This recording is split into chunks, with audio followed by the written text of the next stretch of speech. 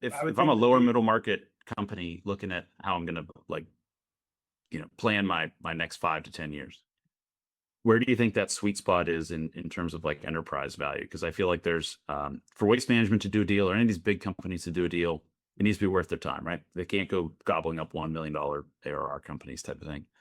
But like to your point on the regulatory side, they also can't necessarily go swallow multi-billion-dollar whales once a year. How do you think that impacts sort of the landscape for some of these growing waste hauling companies in particular? Yeah.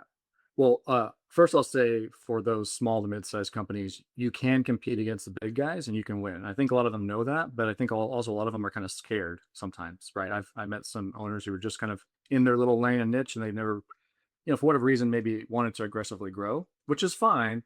But I think there's opportunity there around the country to grow.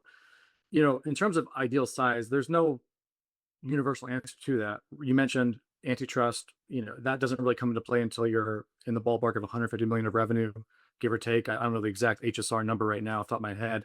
Yeah. But look, if you build a hauling, and ideally, frankly, if you have the opportunity to build a transfer station these days or a MRF that's in a prime location, do it. Take Yeah. advantage of the opportunity and go after it. And but nonetheless, if you have a hauler or hauling and transfer disposal recycling kind of vertically integrated operation, if you've got 10 million revenue, 20, 30 million of revenue, you're going to be in a great position.